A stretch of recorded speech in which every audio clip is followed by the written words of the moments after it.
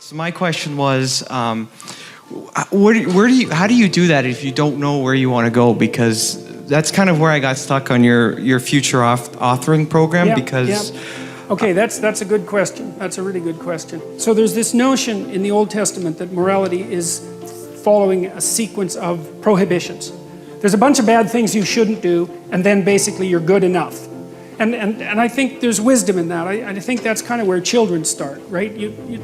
I mean, I love children and all that, but they're crazy little creatures, and they need to be, civilized. And partly what you do is you lay prohibitions on them, and mostly what you're trying to do is lay prohibitions on them for the behaviors that, if they manifested, would make their life miserable. So this is why this thing that I've said to people has become this crazy internet meme, but that's to clean up your room, and which is a lot better and more useful than people think. It's a lot harder too, but the first thing you do, I think, and I learned this in part from Solzhenitsyn when he was trying to iron out his soul when he was in the Gulag, because he was trying to figure out how he got there, how he contributed to how he got there. Not Stalin and Hitler, even though they were kind of to blame, but there wasn't much he could do about that.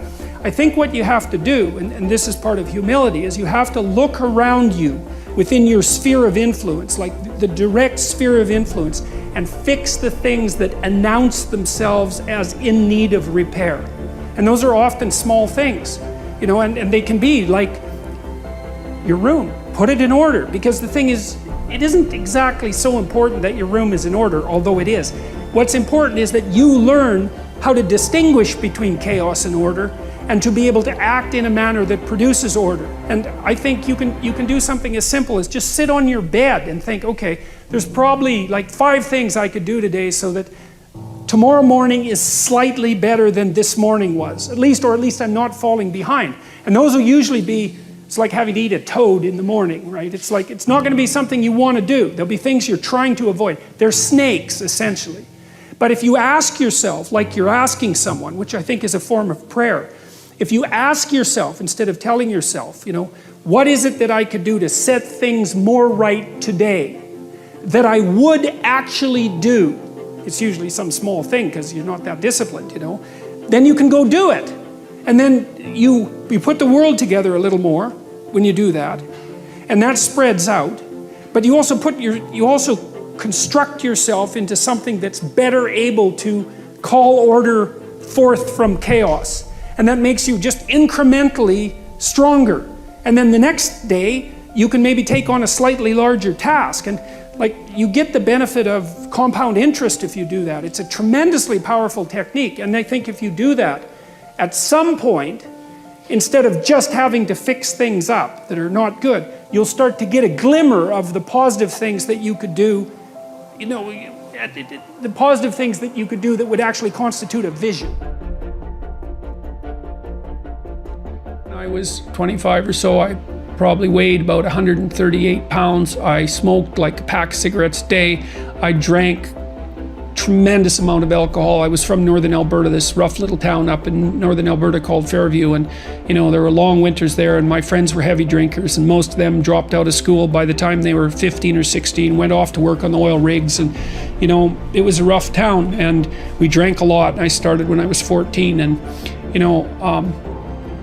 and so I had a lot of bad habits, let's say, and things that were, and I wasn't in great shape physically, and I was also still intellectually obsessed as I am now, and so that would have been in 85. But I decided around then, about 85, 84, something like that, maybe a little earlier, that I was really going to try to get my act together, and so I started doing that.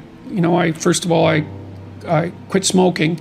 Well, that took a long time because I eventually had to quit drinking too in order to quit smoking, and I started working out, started playing sports, which I'd never done. I had a fine time when I was a kid, but I needed really to get disciplined, and I had to do it because I was working on these hard problems that I've been discussing with all of you, and I've been working on them really, obsessively since I was probably about 18, maybe even earlier than that, and got to the point around 25 when I was in graduate school trying to get my PhD, doing all my research. I published 15 papers by the time I graduated with my PhD, which was I think by a fairly large measure, the most papers that any graduate student at that time had ever published at McGill. I think that's right. Might have been twice as many, or maybe twice as many, maybe even 3 times as many.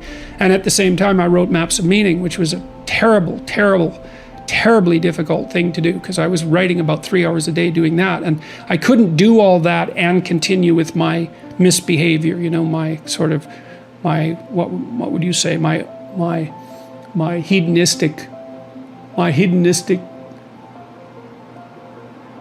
massive hedonistic consumption of alcohol and all of that. I just couldn't keep it up, and also work seriously on the issues that were at hand. So, you know, I had to stop. That's a sacrifice. I had to stop messing about and straighten myself out. You're actually tougher than you think. You never knew that. And maybe you didn't want to take on the responsibility because, you know, people play a role in their own demise, so to speak. When you had opportunity to go out and explore or withdraw because you were afraid, you chose to withdraw because you were afraid. So it's not only that you were overprotected often, it's that you were willing to take advantage of the fact that you were overprotected and run back there whenever you had the opportunity. You know, so maybe you're a kid in the playground, right, and you're having some trouble with other kids, and you know in the back of your mind, I should deal with this myself, but you go and tell your mom and get her to intervene. And you know that that's not right. You know that you're breaking the social contract, but it's easier, and so that's what you do. You run off to an authority figure and hide behind the Great Father, right, roughly speaking. Well, the problem with that is you don't learn how to do it yourself. So then you have to relearn it painfully when you're 40. So then you take people out. You say, well, what are you afraid of? Rank it from 1 to 10. So 10 is, we'll make a list of 10 things you're afraid of. The thing you're least afraid of we'll call number 10. So we'll start with that. Okay, well, I'm afraid of elevators. Okay, well, let's look at a picture of an elevator. Let's have you imagine being in an elevator. Let's go out to an elevator and let you watch the terrible jaws of death open, because that's how you're responding to it symbolically, right? And you're going to do that at the closest proximity you can manage. You find out, you go do that, it works. You're nervous as hell, especially from an anticipatory perspective. Shaking. You go out, you stop, you watch it happen, and you actually calm down. You do that 10 times and it no longer bothers you. Well, what you've learned that you didn't die, but more importantly than that, you've learned that you could withstand the threat of death. That's what you've learned.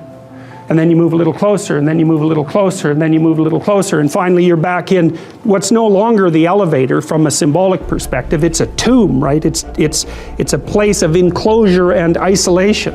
And you learn, turns out I can withstand that. And then you're much more together, much more confident. And that's often one of the things that often happens in situations like that. I've seen this multiple times, is that if you run someone through an exposure training process like that and toughen them up, they'll often start standing up to people around them in a way they never did before. If you concentrate solely on your career, you can get a long way in your career. And I would say that that's a strategy that a minority of men preferentially do. That's all they do. They work like 70, 80 hours a week. They go flat out on their career. They're staking everything on the small probability of exceptional status in a narrow domain. But it's hard on them. They don't have a life. It's very difficult for them to have a family. They don't know how to take any leisure activity. Like, they get very one-dimensional. Now, it may be that unidimensionality is the price you have to pay to be exceptional at one thing, right? Because if you're going to be something like a genius level mathematician and you want to do that or a scientist, say, it's like, you're in your lab all the time, you're working 70 hours a week or 80 hours a week, you're smart, you're dedicated, you're unidimensional, and that's how you get to beat all the other people who are doing that. It's the only way. But the problem is you don't get a life. Now, if you love being a scientist and you have that kind of focus of mind, well, first of all, you're a rare person, and second, you're going to pay for it. But fine, more power to you. But it's a risky business to do that. You sacrifice a lot for it. You know, and I would say most often, if you're speaking about having a healthy life, that isn't what you do. You spread yourself out more. So, you know, you have a family, you have some things that you do outside of work that are meaningful to you and useful. You have a network of friends. Well, those 3 things alone, or 4 things alone, are plenty to keep you well oriented. And then if one of those things collapses, you know, everything doesn't go. Now, the price you pay for that is the more you strive to optimize that balance, the less likely you are to be fantastically successful at any single one of them. But you might have a very, you know, if you consider your life as a whole, that might be a winning strategy.